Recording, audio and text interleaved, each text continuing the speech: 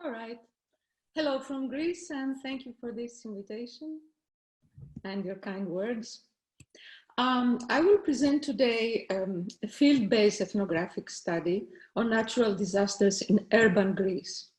Concretely, the experience of an earthquake in South Peloponnese, Messenia region, followed by wildfires in West Peloponnese region of Ilia, and in turn, how this research on the social memory of the earthquake in the Southern Peloponnese was translated into a public ethnography, or what we know as public anthropology or applied anthropology, okay? So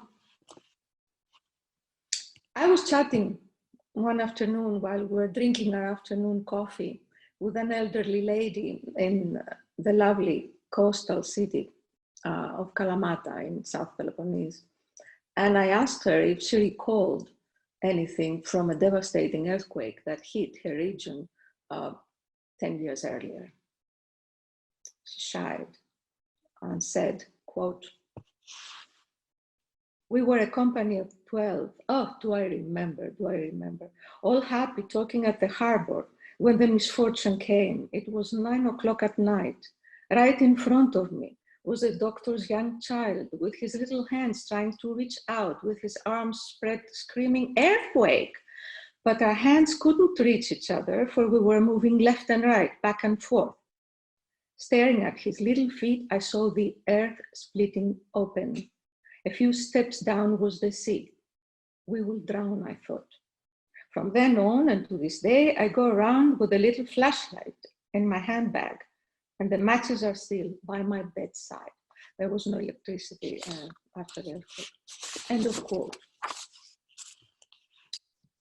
My field book had just begun, and it was in response to an invitation I had received by the local authorities of the region to propose and create a public event for the commemoration of this devastating catastrophe and the rebirth of the city 10 years after. Earthquake was received at the time as an isolated event that stigmatized the area. And as usual, the intent of official commemorations was catharsis and resolution. But I had something else in mind. I began conducting a field-based urban ethnography, which was meant to culminate in a public ethnography. In other words, a participatory process and a public exhibition of the social memory of that city before, during, and immediately after its earthquake. The challenge for me, of course, was to translate academic knowledge and ethnographic method into public knowledge. For what it ultimately matters is the dialogical interface between theory and practice. In fact, this was particularly important at the time because anthropology had no public face, perhaps no academic status either yet. We could say that there are two ways of looking at the social production of the past. A sense of the past is produced through public representations. In thinking about the ways in which official representations affect individual or group conceptions of the past, we might speak of dominant memory. But the dominant memory managed by public institutions can also generate forgetfulness and inattention. For these public sites of memory, select what is to be remembered and how it is to be remembered. But are there alternative memories of collective experience other than that archived by public institutions and the public media? My abiding concern then as an anthropologist has been over bringing to consciousness what I call the uninheritable. That is, any part of culture that has become non-visible in the sphere of what is officially designated as inheritance or heritage. Thus, I began to look at the production of the past through private memory, which also may be collective and shared, which draws attention to quite different processes. The knowledge of the past and the present is also produced in the course of everyday life. It is embedded in place and artifacts that are stratigraphies of personal and social experience. Memory is far from a mere resource pool of ideas. It has material and sensory coordinates that are part of the living membrane of a city. Memory can be found in the emotional connection to particular spaces that have their own biographies and carry biographies within them. Memory can be found embedded and miniaturized in objects that trigger deep emotions and narratives. Memory is linked to sounds, aroma, sights. We take this enmeshed memory for granted until the material supports that stitch memory to person and place are torn out from under us. When these spaces suddenly vanish under debris, when interiors of buildings and persons suddenly become devastated exteriors, and when the past itself is buried under the weight of destruction occurring in the present. Public and personal memory invests various locales of a city with sensory capacities and powers to revoke, recall, animate, mobilize, calm, impress, order, and rationalize. A city-destroying disaster, like an earthquake, results in the loss of such sensory organs. The urban space, dismembered by disaster, becomes a body without organs. I think we should rehear late Stanley Diamond that anthropology is the study of people in crisis by people in crisis, to search for the ways memory is used in everyday life to respond to social crisis. For as illness, pain, and death today become part of the medical and economic establishment, violent ethnic killings, suicide rates, missing people increase, the displacement of local memory becomes a visible threat. The social need to create memory spaces to protect local or domestic history, the inside, becomes evident in increasing deprivatizing gestures like selfies, the multiplying street memorials in urban Athens is what you're watching now. Graffiti, as well as the design and organization of the particular earthquake event I will be discussing here today, based on ethnographic research. Ethnography has always focused on the traumatic dimension of historical experience, because ethnography does not focus on exceptional events or events per se, like the declaration of war, for example, but on everyday life experiences.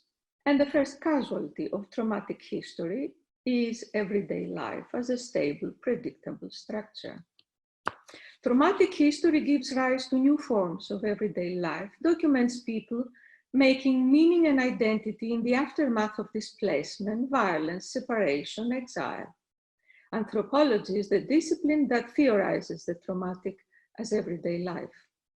And the Greek understanding of trauma or wound, historically conceived as xenitia, a move to the outside, roughly translated, is far from a mere symptom of an underlying pathology or a visible injury caused by an external force, which demands a therapeutic catharsis.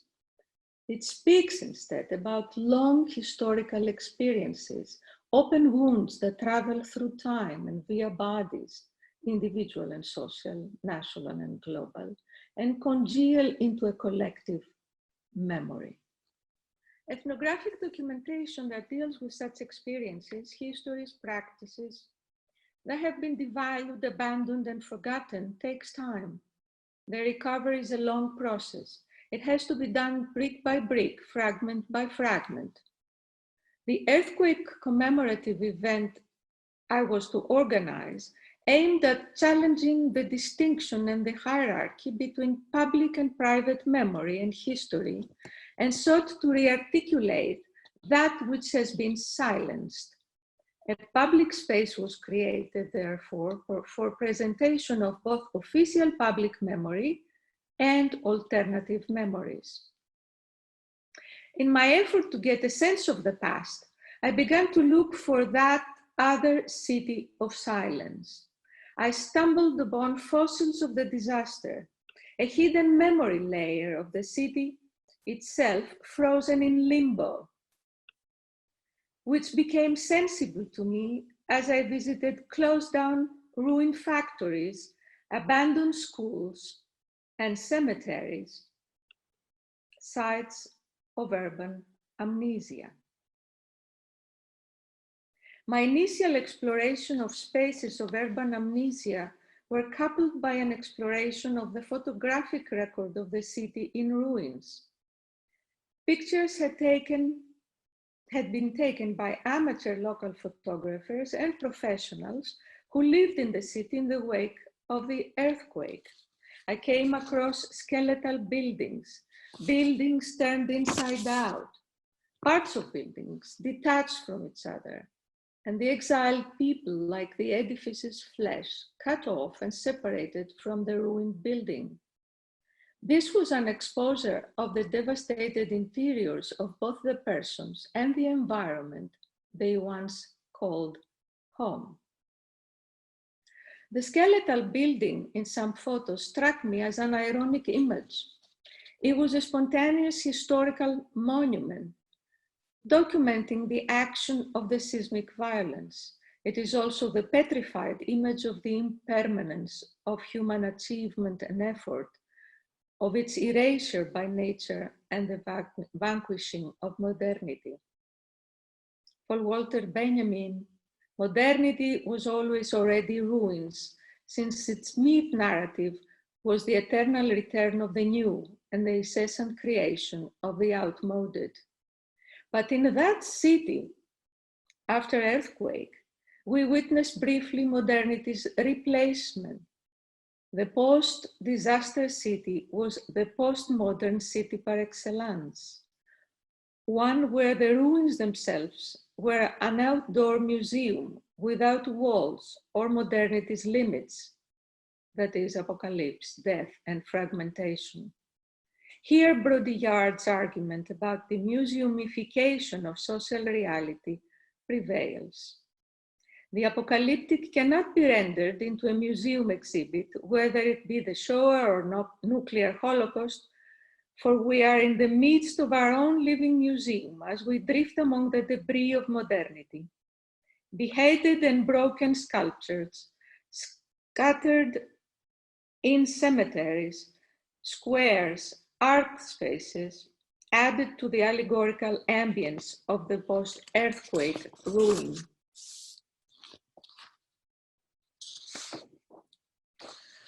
Ruins such as these confront us with an image of the present suddenly and unexpectedly mutated into past. The event of destruction exiles its victims from their own present. The ruined and abandoned buildings are that present slipping into the past, to otherness. They can never be recovered and lived in quite the same way. Even if we return to re-inhabit these buildings, they will be restored buildings, thus altered buildings. The edifices shown in the photographic record of the earthquake were buildings in pain. They were the wounded bodies of our collective life, bleeding memories of the past and of that present that the earthquake interrupted. Ruins give a snapshot of the present as past and force us to take a different stance on time. They freeze the present and we are confronted with a petrified world, a city full of hieroglyphs that speak our past lives in a new language we have yet to decipher. We read the cracks in the walls as the earthquake is rewriting our once present lives. We stare at the hollowed out spaces for traces of the activities and relations that once made them intimate parts of our existence. We try to read the message that we must now leave the present without these intimate counterparts of ourselves, without this familiar stage of our actions, without these environmental shadows of our persona and embodiment. Our response is to heal these buildings in pain as a way of healing ourselves and the body of the city. We provide them with new supportive scaffolding, new exoskeletons that are meant to keep them alive. We amputate dysfunctional parts to save the whole, and often execute buildings, thus sealing the destruction begun by nature. We rescue elegant and beautiful fragments of the vanished buildings in the hope that they can be refitted to a future city that is still in the making. We seek a place for the past in the future.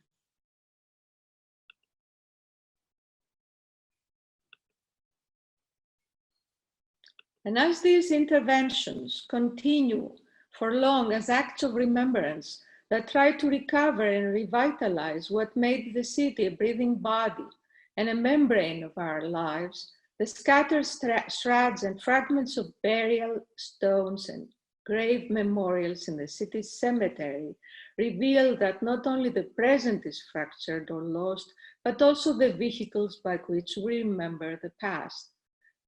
An old photograph was abandoned with the cemetery debris.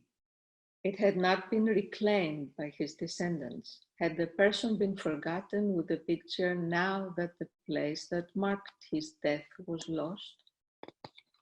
Entire histories and identities were buried with the earthquake, and at the same time, previously buried pasts were suddenly thrown up.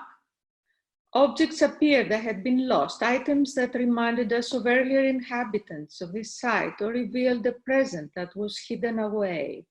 Walking through the fallen walls, for instance, of the army camp of the area, I stumbled across fine graffiti covering whole previously unseen interiors, unknown to most, written by unknown and anonymous draftees as private ruminations that were now exposed to the public eye. The urban environment was transformed into an archaeological stratigraphy and forced us all to become excavators of our lives and past. The city after the earthquake was replaced by a tent city. Thousands of tents in rows made these encampments a city within a city. As one of my informants said, what I do not want to see in my life anymore are tents, any kind of tents. The instability and provisional character of the tent stood in sharp contrast to the heavy ruins expressive of past permanence. The solidity of the walls of the ruined city, which once guaranteed a private life of discretion and propriety, was replaced by the tents, sections of which were made of semi-transparent nylon through which the people could be viewed.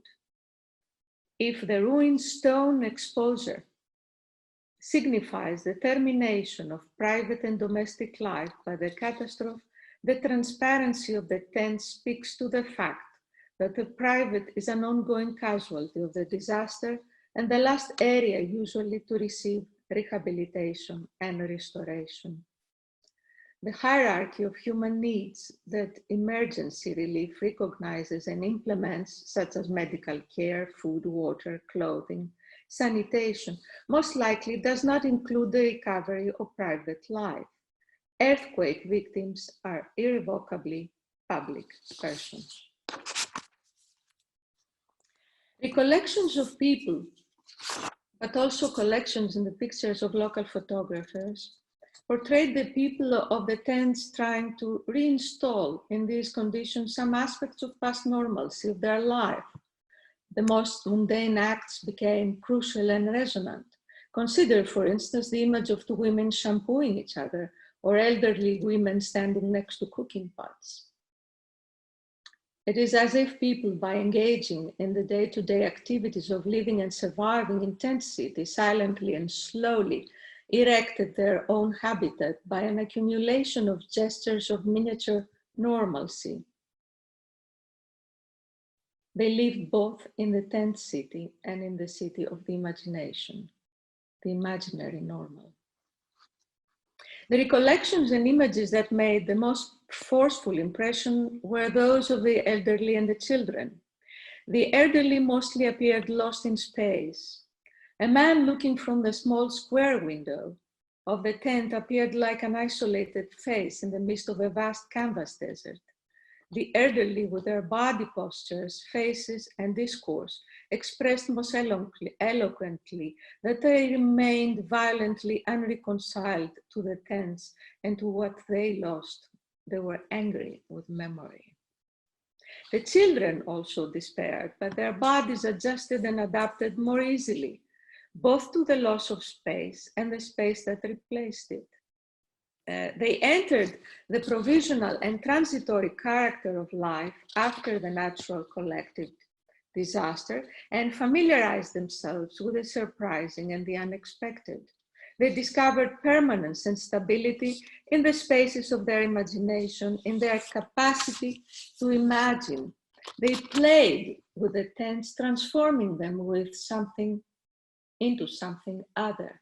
They turned the tents into a carnival mask, a costume and a play space, like an imaginary mountain to be climbed or a tree house on which one could sit and look down upon the world. The ruins, mediated by play, passed through their bodies as building blocks of new spatial and topographic identities. At first they played, but once they remodeled their bodies and selves to the new space, they also read and studied. They got busy with the task of remembering the present. At the same time that I was looking outside for the other city of silence, citizens brought me objects from their domestic interiors, fragments full of memory, such as ancestral photographs, curious bric-a-brac from shelves and cabinets, an antique phonograph, or an old photo of the city square, objects that they had saved all these years, objects of the heart that in themselves represented small triumphs over the attack on memory and identity afflicted by the disaster. These generous donations for the event, of course, didn't happen overnight. They were the outcome of a long process of cultural mobilization, preceded and made possible by creating relations of trust, dialoguing, providing on the ground rapid re-education with the citizens, and discussing over coffees their emotional ties with these objects. Between these excavation visits, I began to remember a different city, a double of the city rebuilt, a twin city that harbors both its own death and resurrection, a city that bears witness to the birth and rebirth of the contemporary city of Kalamata, a city in a transitive state. As one lady told me, there are a few tracks I kept, some remainders, but I will give you these objects and no more. I cannot separate from all of them for that long. So she contributed a kerosene lamp of the last century, a decorated wind-up clock, and a tea saucer. Eventually, more and more objects were arriving, and citizens claimed, "I want to be remembered." These objects, hidden in private space and private memory, collected and curated by the citizens themselves, when brought out of their isolation in their respective homes and linked and presented together, created public history. There were private objects embodying private experiences, memories, and emotions previously not represented in public. They were now placed and staged in the exhibit hall next to the public official record of the earthquake, such as scientific instruments, reports, films, recordings of mediatic and of scientific and governmental institutions. There was, for example, a framed needlework given by a middle-aged man. He said, "My mother's last needle point. She was embroidering it when she died and left this life. It is incomplete."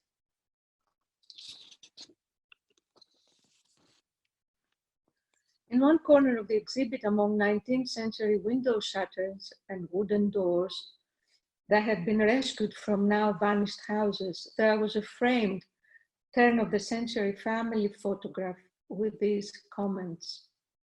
A photograph of my family. Here my family is 35, my father, is 35 years old.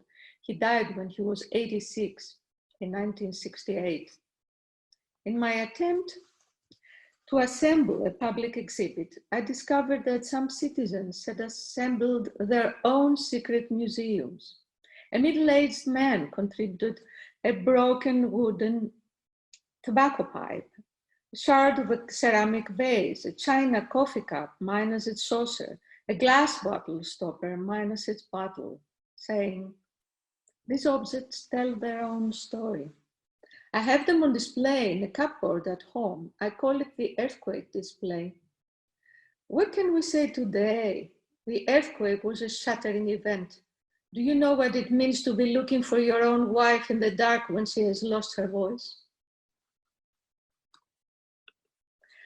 Perhaps the most startling image of absence and loss was the contribution of brass keys of an elderly man. "The keys to my home," he said. His home was destroyed. And there was that chair that arrived from a middle-aged man with the note, "The armchair, you see, is made out of the fragments of 3 others that the earthquake rendered useless." And I received a painting from a bank clerk that featured a draped coat and a hat, and as if the body that had worn these items had suddenly vanished, saying, "I had painted him in 1984, long ago. I called him the Invisible Man. It appeared from under the ruins of my house that the earthquake piled up." The public display of these objects of the heart in the exhibition that occupied a 4-story building, the cultural center of the city, could only be but a materialization of affect, that is, follow the local aesthetics of archiving as witnessed in their original private places. This entailed a transformation of the exhibition hall itself in terms of its aesthetic appearance, from a cold, naked, museum-like space to a dressed-up place, just as a home is customarily ornamented when expecting visitors.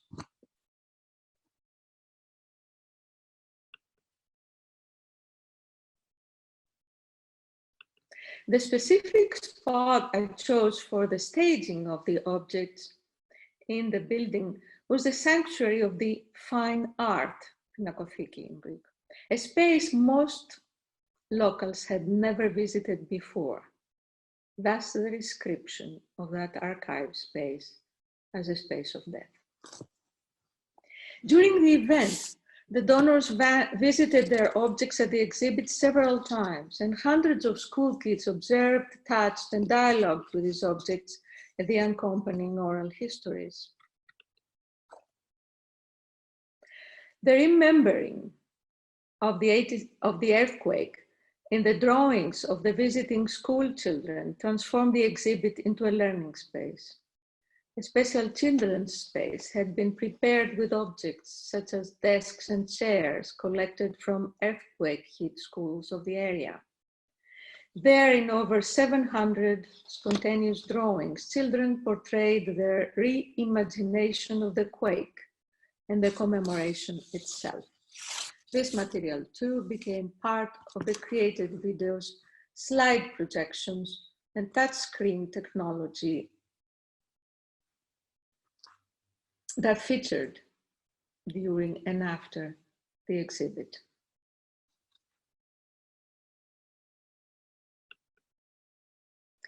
The miniature objects or parts of objects of the citizens were supplemented by larger objects collected and rescued from public buildings by municipal employees and technicians, architects, and civil engineers.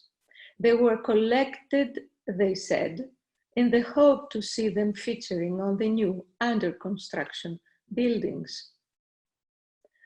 Further mobilization of institutions and media to excavate their own materials for the exhibition made the event a participatory museum of the present. That is, a museum in action, one that was not presenting finished cultural objects from the distant past or foreign parts, as traditional museums do.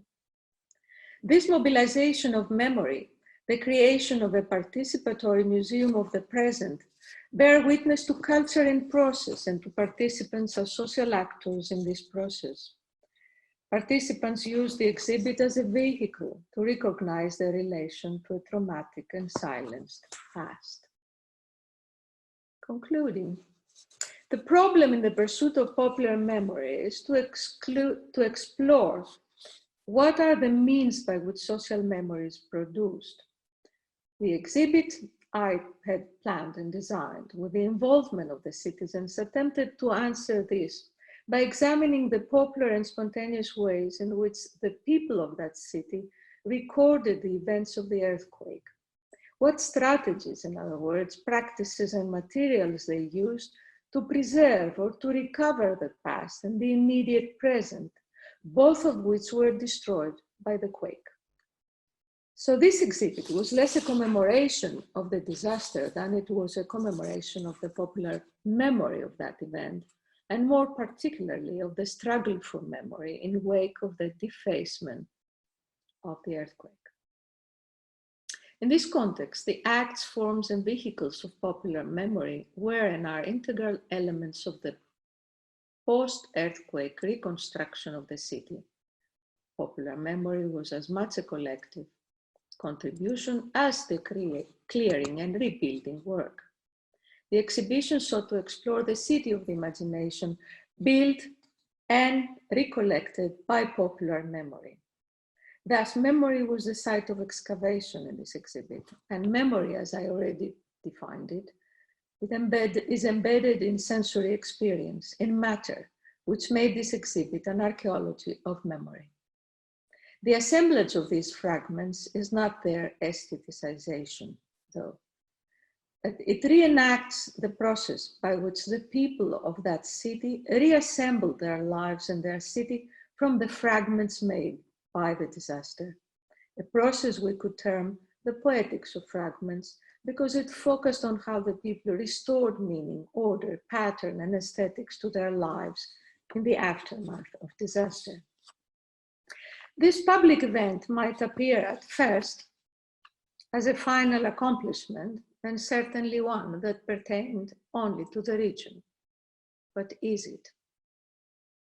Earthquake, perceived as stigma for the area, was intimately tied to the devaluation of the present. The sites of cultural production in Greece have been bouncing between the archaic or rural world of the dead and dying and the world of finance and fine arts that stand for our European future. One of the reasons why this devaluation of the present is of social importance is that it is exclusionary. For example, it excludes the historical experience and presence of the diaspora. For the diaspora has no existence in any of the above sites of cultural production. Further, the archaeologist and folklorist presentation, as well as the European fine arts presentation, treat culture as a finished product fit for consumption. Whereas to engage the experience and history of the diaspora and other crucial components of the Greek present requires treating culture and the present as processes and Greeks as cultural actors and not merely as cultural consumers.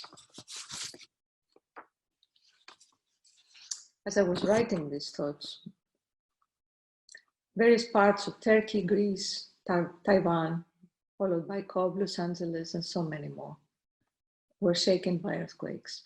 It was just the beginning. Physical disasters have become habitual in Greece as in the rest of the globe. They invade the everyday as both experience and information. One can talk of a catastrophic complex that includes earthquakes, unusual hurricanes, tropical storms, tornadoes, flooding, volcano eruptions, and massive fires. By some weird coincidence, economic austerity favors natural accidents, I think. Physical disasters are experienced differently, but do their victims demand remembrance in similar ways today? Do they suffer similar consequences as citizens? These were questions in my mind. Some natural disasters are sensed as coming from above, others from below, and all from the outside. Natural destructive forces announce their arrival and departure with different sounds, smells, motions, colors. They are material entities independent of intervention by human agency or activity, involuntary movements of the natural body, personified. Earthquake in particular gains visibility only after its departure. It is perceived as a blind attack that leaves visible solid matter behind, ruins. Solid matter can be recovered and uncovered to recreate the past in the future. People, for instance, after an earthquake and in between tremors, tend to rush in the ruins to rescue fragments of their lives, objects that will be tracks of the past in the present. As a middle-aged woman exclaimed after a recent disaster that left her house in ruins near Athens, wouldn't you go pick whatever you can from the course and work of a lifetime? Would you live just like this, empty-handed? Other people, ignoring warnings and taking the risk, returned to sleep next to their ruined house, in place. The invisible onslaught of the quake is contrasted with that of fire. Fires make a visible appearance, but instead of ruins, fires leave behind a blind landscape, a black desert that hides all tracks. The lack of solid ruins to recreate the past turns the present into unmarked infinity. Fire victims have nothing solid left on or under the ground. As the saying goes, everything turned to smoke. This is most dramatic to people in cultures like the Greek culture, for instance, where history rests in the solid bone. During the fires of 2007 in West Peloponnese, as well as many more that followed, including the fires near Athens in 2018, citizens dead and alive lost their place. Place defined by its human and non-human content and activity is crucial in and for a dialogical process. The creation of a separate space, a place, is a prerequisite for witnessing others and be witnessed by others. Such is the case of the traditional death rituals, for instance, in which Greek women spoke from the space of the corpse. Also of the recent phenomenon of small street memorials in most Greek urban topography that I showed you earlier. In both cases, people claim for death a public space in the world of the living. Lack of a collective space from which the nation can remember together, and lack of antiphonic memory where pain can develop a dialogue, led the experience and memory of the recent massive fires to become privatized. A most dramatic symptom, though, in the Greek case and the fires in West Peloponnese of 2007, which counted 35 dead, was the government's attempt to contain memory by nationalizing and archaicizing it through the use of ancient Olympia ruins. The ancient site and the museum in the area had also been threatened by these fires. The losses of individual disaster victims became subsumed under the possible loss of cultural heritage. Ancient Olympia neutralized the crisis and rendered the post-crisis marginal.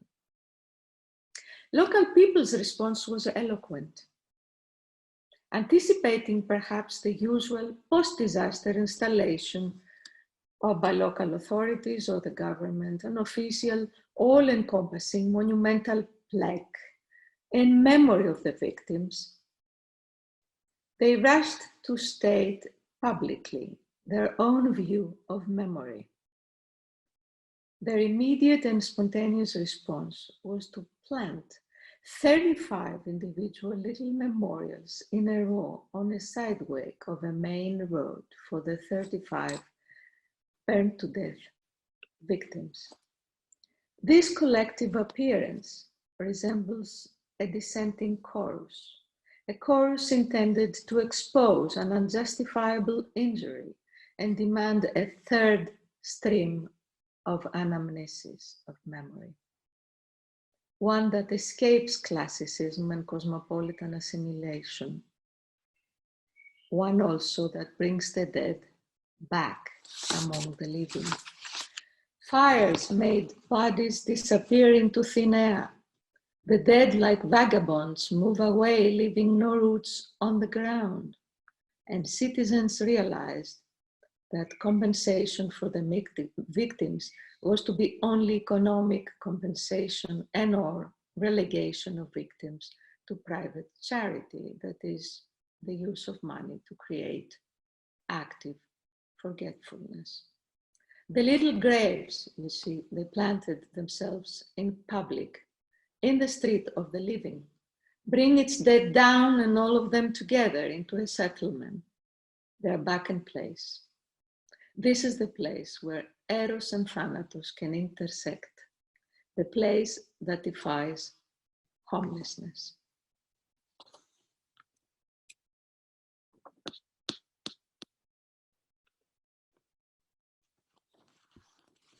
Thank you very much, Nadia.